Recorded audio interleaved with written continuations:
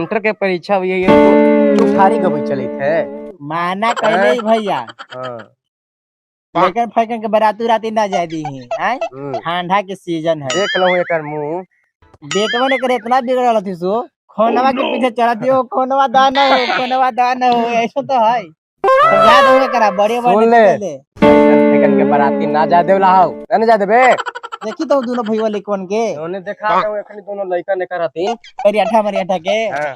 अब कह दियो बराती राती ना जाला आ सुन बड़ी लइका ने खोना के पीछे भाग गई गांव में बराती आलो अगर चल गेलो तो तोरो गांड कटतो ओकर तो गोड़ कटतो अब गीत गावे जही तू जही चौठारी गांव में आलो देख महादेव स्थान अभी तू है खड़ा ठीक गीत आवा हौ ना पढ़े जो चल पढ़ाई लिखाई छोड़ देले सब बनवारी में कल से जाए लाओ ठीक जाबे ना ए जा ऑडियंस के सामने का चल अभी आवी तो चौठारी गांव में हां सुन ले इधर चले के ना घूंगा ओढ़ के मारबो घूंगा टान के सुती है हां घर से बहरी ना आवेला चल जो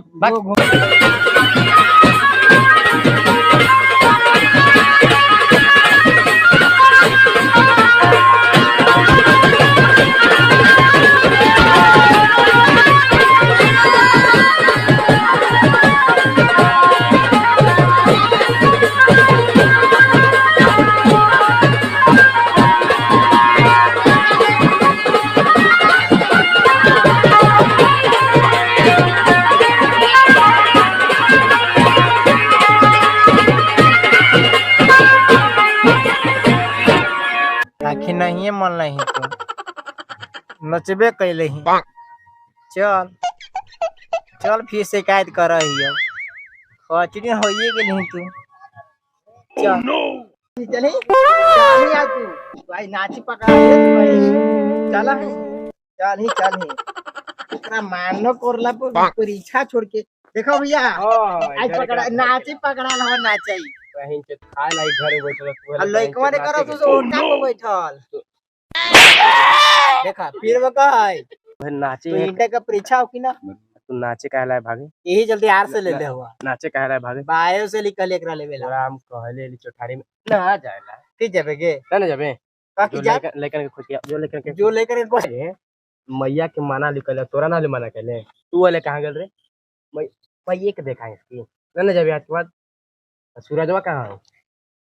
ओने हो ना जी है खोना चोरा चली आड़ी बाड़ी में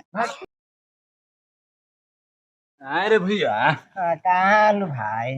अरे चौठारी आल दली के देख के अरे भैया चौठारी के फेरा में कोई मेहररुआ खोटी काल ये करे ओका मर्दानवा कह के गेल हले कि कहीं बराती राती में जइए न लेकर फक दुगो छोटे तू तो इंटर के परीक्षा हौ आज से ले हले चल देले परीक्षा देवे नाची पकड़ा गेले चलो ना हमनी वो नाचे जो ओकर तो धुना गेले अब हमनियो के धुना जेतो हमनी कुछ दोनती रे कहू छी जब जी बचल चल हमनी घूम के आवे हमनी नाचे के बड़ी दिन हो गेले नाचला तो चल तोरो मेहररुआ नाची हो चल दिखा दियो चल तुम तोर मेहररुआ साथे हम नचबो हमर मेहररुआ साथे तू नची है ए बता हम बियाहबे न हो तो पड़ोसी के मेहरा दूसरा नचले प्राइवेट रख लेना अभी हां तो चल देख लेती आज तो आओ चल